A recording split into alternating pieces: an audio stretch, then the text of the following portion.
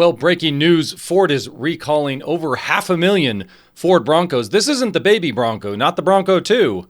That was a different fire problem. I'll show you a video of that. This is really nothing new for Ford. I mean, these Bronco Sports, you've seen them all over the place, lighting on fire. People have been posting these on TikTok and YouTube. Just not a good look for Ford, and it's dangerous. Which reminds me, remember a couple months ago when Ford had this commercial about the Ford Bronco search and rescue? Man, someone might want to tell these firefighters that this thing can light on fire. So I'll show you this recall and what's going on and maybe what you could look for if you own one of these Broncos. But first, I wanted to show you a recall from 1 month ago. For some reason, my memory just sparked with this because it's the same Ford Bronco. So a month ago today, the same Ford Bronco, there were 36,000 recalled because they said the affected vehicles, the fender flares may come loose and detach from the vehicle, creating a potential hazard for other vehicles. So just imagine, I don't know, maybe they left the crazy glue out in the sun too long. I don't really know what's going on at Ford, but just another sign that I don't think there's a lot of real world testing going on, at least long term on these vehicles, and I'll show you why. So digging into the Bronco fire recall, September 23rd, 2020 through June 28th, 2026, those are the affected dates. 565,691 Broncos affected. That's a lot of Broncos. I think apparently they have a fix for this already in place. Otherwise, they would probably have a stop sale on the new ones. Be interesting to go back and see how many dealerships are still trying to peddle some of the old ones without the fix. I wonder if they actually truly are forcing a stop sale on these. So in this case, in the Bronco, the short description is that a short in the engine compartment wiring harness may create a heat or a spark, resulting in fire in the engine compartment area. Sounds a lot like the Bronco Sports. Although if I remember correctly, I think the Sports, or was it the Edge, one of them had fuel injector problems and they were lighting on fire.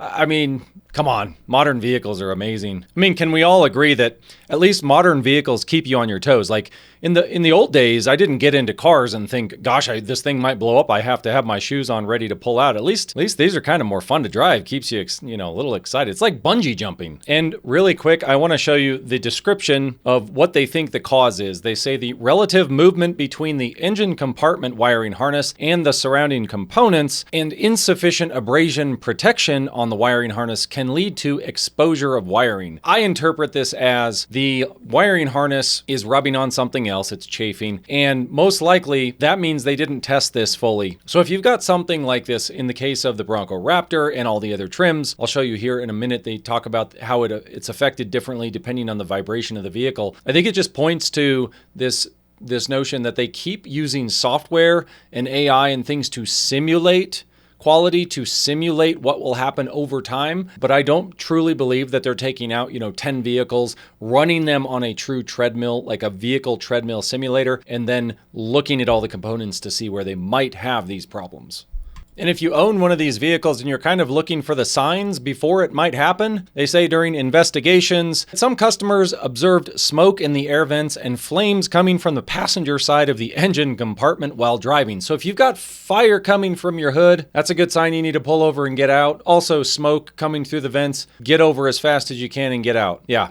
I'm sure most people needed to be told that. Just don't sit in your car and watch it burn. And what's interesting and why I think they're recalling so many of these, they say inspections of over 80 Bronco vehicles found evidence of rubbing or chafing on the engine compartment wiring harness covering in a small number of the inspected vehicles. So they only inspected 80 and they found the problem in those 80. So it's not like they had to expand this to like looking at 1,000 different vehicles. And if you've got a Bronco Raptor, you actually might be more susceptible to this problem. They say that they used a computer-aided engineering and also just vehicle reviews, and they do vibration testing, and then they determined that the Bronco Raptor vehicles are more likely to experience relative chafing contact than the harnesses in the base Bronco vehicles. So that's interesting.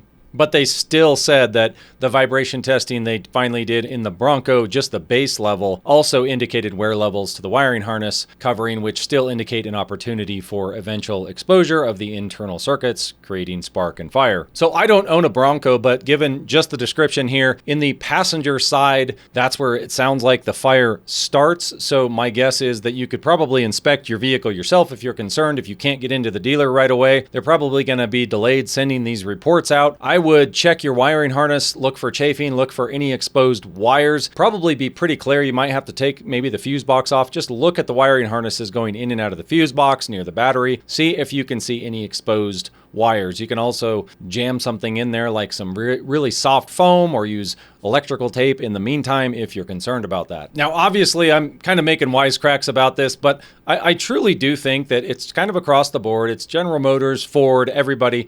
When you look at the types of recalls that you see, to me, it indicates a lack of real-world testing in a lot of scenarios. And it's not that I don't like driving these vehicles. I think that new vehicles drive great. The NVH is great. They're truly a blast to drive in a lot of cases. I just think that they aren't as reliable. And when you look at a lot of things coming, like I think BMW just announced they were going to use aluminum in their wiring harnesses instead of copper. Gee, I wonder what kind of problems that will cause down the road. So you're going to just see this lowering of quality. GM has talked about it. They all talk about it because wages go up, the quality of these come down, and we're just going to continue to see this trend. If you're interested to see the Ford Bronco Sports and the Escapes lighting on fire, I've got a video about that there. They've got 694,000 a year ago, and those were injector problems. Different problem, same result. And no, just to be clear, this isn't just Ford having this problem. BMW engine starter fire recall. They said park outside. Water might get into the starter and cause a fire. Really? So now we're building starters in the vehicles that can't handle a little water because water's never entered an engine compartment. And I know a lot of people love Kia, but hey, they have the same problem as well. Park your Kia Telluride outside. Following 7 seat fires, 462,000 Tellurides. These were the 2020 through 2024 Tellurides.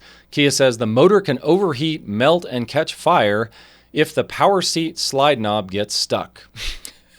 And in case you're wondering, you could use a site like mine, thecarguyonline.com, and it is free. You don't have to register to look up data like this to find if vehicles have trending problems.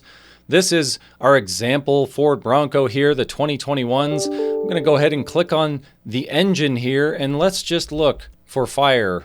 And just to show that the NHTSA, they are receiving data on this. So there's 2 fires here for 2022 Broncos, both of them lit on fire. One was just sitting outside. It doesn't look like it was actually running or had been running recently. And the other one was actually, they were on a trip and it started on fire at the gas station. But this is just evidence. Usually if you see one problem in here in the NHTSA data, you can just extrapolate that to more problems in the real world because most people don't go through the trouble of submitting their complaint to the government website. So if you see one here, I'd say it's worth 20 or 50 real world examples of what's going on. Anyway, I hope this helps you out. Stay safe out there. Thanks for watching.